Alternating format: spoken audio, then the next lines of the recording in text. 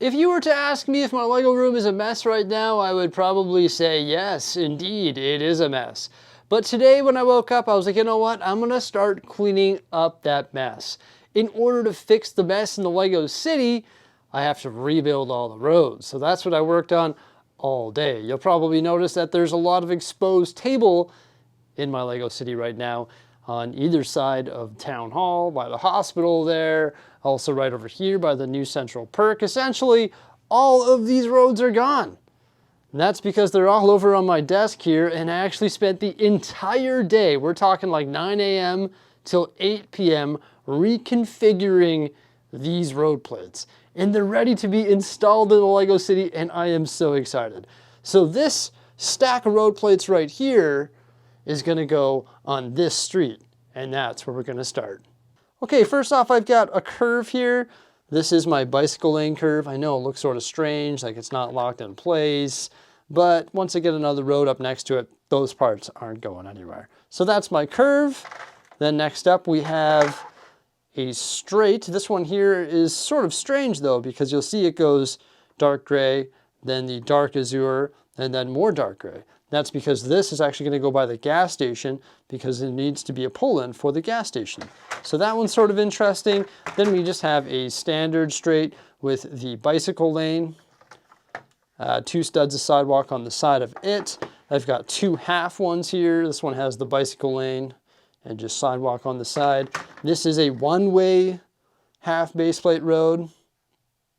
Sort of looks weird. But another thing I did is I actually went around and fixed all my crosswalks. And when you when I place them, you're going to see how that works out. It works out quite nicely. This one's got grass on one side and the bicycle lane on the other side. You can see the embedded tile there. That is the 2x4 printed tile with the bicycle on it, which is pretty neat. It looks pretty sweet. Looks like I'm missing a tile right there. We've got another standard straight. I had these in order. I no longer have them in order. I probably shouldn't be doing this, but I wanted to show you all of these roads before we install them on the street by the Avengers Tower and also Central Park in the Lego City. I feel like I was building roads all day. Like seriously, I guess I do operate a house too. So I have to like help with the kids and eat, of course. But here I am, placing all the roads at night. So after I get all the roads placed, I've got to go through and put all the 2x2 tiles and just sort of lock them in place. I know a lot of people use pins, but I just lock them in place with 2x2 tiles. Why not? Just makes it a little bit easier. I just don't like Technic pins. And my roads are actually the only things that are locked in place, and they act as like a grid that keeps all the buildings together as well. I've got to throw down some tiles and clean up the entrance to the crosswalk as well. I don't even think I pointed out the most interesting road when you were going over them there. And that's this T intersection right here, which goes onto a one-way road. Pretty cool though, hey? We've got that green strip there, which you could add details to. And if I want to fill it in with tiles, just like I did near the crosswalk intersects, then of course I could do that.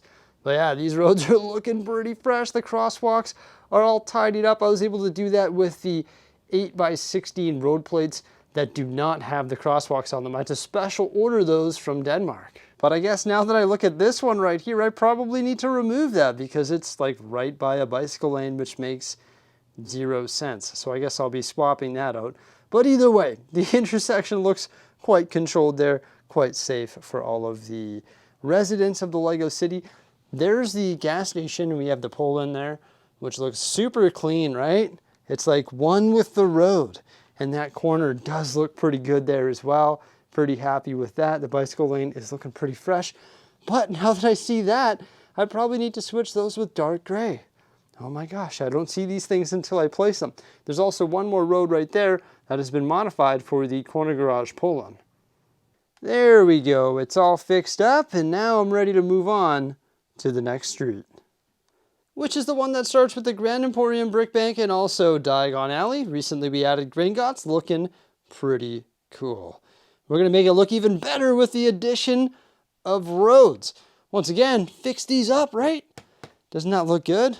Oh, I'm so excited about that. I ordered those parts, they took so long to get here, and then it took forever for me to install them. But now that I look right over here, oh my gosh, there's 2 more that I need to replace. These blasted zebra crossings are everywhere. So we've got an interesting T intersection here, right? Because we've got a turn for the bicycle lane and then also a crossing for the bicycle lane. So that's definitely a little bit different. And then there's an interesting straight here that has grass on one side, the zebra crossing, the bicycle lane, and then also the pull-ins for the corner garage.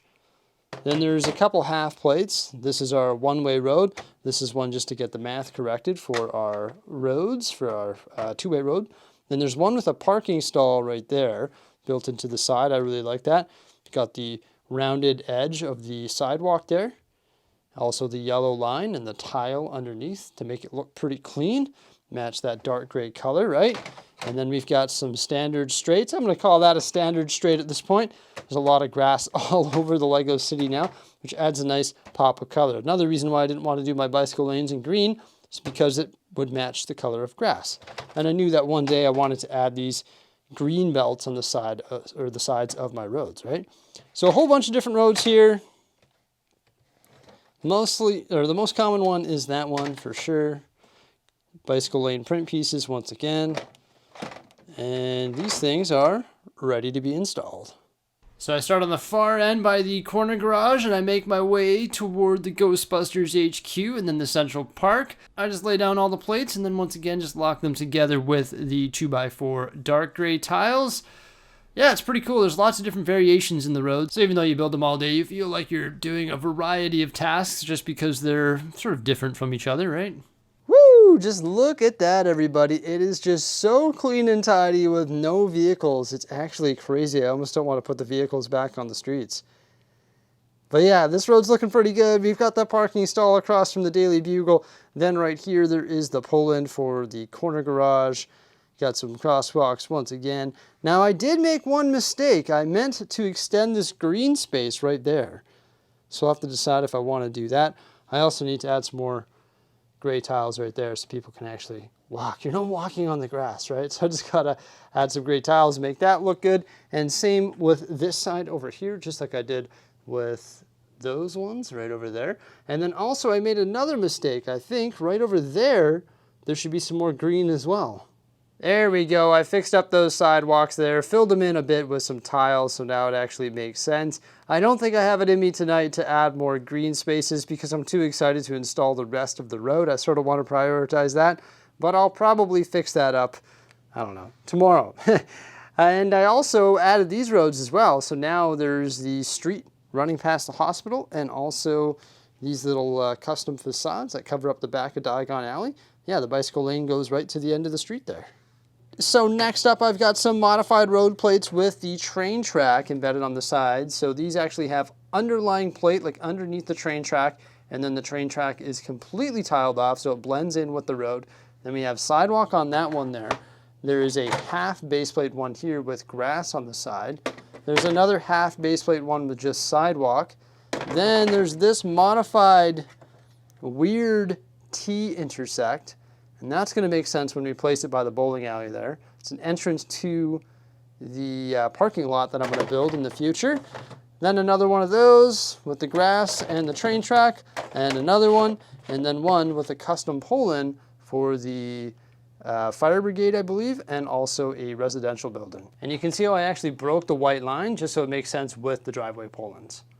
But I must have mixed up the stacks though, because that doesn't have a train track on it. This one actually belongs in this stack right over here. Yeah, this one's pretty cool. They're a little bit difficult to place because they got that train track. You gotta like stretch and reach around the construction site and try and get those things locked in place. But it's lovely filling up the tables with dark gray roads. Way better than a white exposed table, right? Yeah, look at those streets. They're looking clean. There we go, another road down, and it's pretty funny when you look down the road on the right-hand side behind the construction site, you can see a giant junkyard of vehicles. The vehicles had to leave because I was working on roads and they just got in the way, and there was no way that I could do this like standing, stretching, and reaching. They had to be brought over to my desk because there's actually quite a few alterations that had to be made to these. And honestly, the last ones that I was dealing with were the hardest ones to deal with. And those are the ones on these two streets. The reason they were so difficult is because of the line breaks for the garages and also driveway pull-ins. line breaks had to be done. You had to put the curved slopes in just so they lined up with those pull ends. And also, there was one thing that kept getting in the way. The raised train line. It was running down this entire street. So if you look around, you'll see like train track pieces everywhere, and the supports, like my custom built supports, had to be like uninstalled.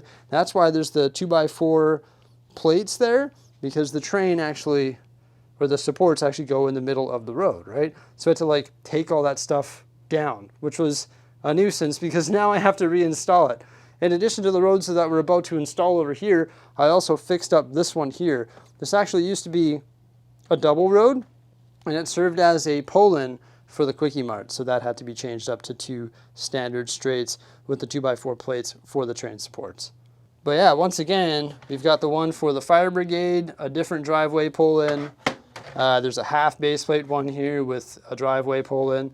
So all of this stuff had to be changed up. Well, this one here looked really easy, doesn't it? That's just like a standard road. Oh, a pleasure to make that. Super easy. I'm just kidding. I like building all sorts of different roads. It's pretty fun. Except when you do it like all day and you're like, oh my gosh, how many more of these road plates am I going to build? There's the other entrance to the bowling alley parking lot, that odd shaped T. Yeah, that was pretty cool. And then just another standard straight.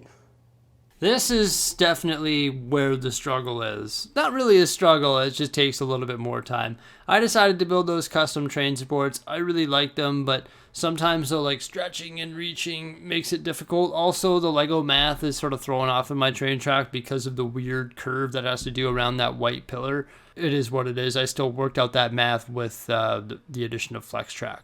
So after I get all the roads placed, I have to make a modification to one of them because I forgot to put the 2x4 plates on the spots where the white lines goes to swap that up. Also, I forgot to put a driveway entrance there as well. So I had to like bring it over to my desk, fix that up, and then place it. There's a couple other places where I forgot to put the green grass, such as in front of the school. And I probably want to do that, but once again, not tonight. I struggled to put these train tracks back. I was just at the end of my day. I was like, oh my gosh, I couldn't get these things lined up. And then I discovered that there were some deficiencies in the original support. So I had to like fix that up a little bit. I think it was due to part constraints at the time. I'm gonna have to reevaluate this raised track, but I will definitely save that for another day. I'm just excited to get these roads back in the Lego City. There we go, everybody. I am so happy with the end result. Oh my gosh, it's been a hard day's work, but it definitely paid off in the end. The roads are just looking so pristine, pulling the whole city together. Next thing I've got to do is work on this Central Park. I'm thinking I'm going to extend this sidewalk inside and then build a masonry wall around the exterior of the park. I think that would look super cool. And then I also got to get on building that parking lot for the bowling alley there, because that'll sort of pull that area together as well. Definitely the most difficult area in the city to work on is these train supports. You can see they're not even together perfectly right now, but I just struggled really hard near the end there to get this back together, but it is looking pretty good, and I'm sure that train would be operational. However, I can't operate the raised train right now because the IR receiver is actually in the chairlift, which is fully operational as well. There's another project that I've got to get working on. But I'm really happy with the new Lego City layout. I think it's looking pretty fresh besides that tile that's popping out on the street right there. That probably should get pulled down. But now we've got driveway pull-ins, we've got roads, we've got crosswalks, bicycle lanes, green strips on the side of the roads, like on the sidewalks there, and I am just so happy with the end result. It is absolutely fabulous. I cannot wait to continue working on this layout. Please remember to like, subscribe, and stay tuned for some more great stuff coming out in the near future. Peace out.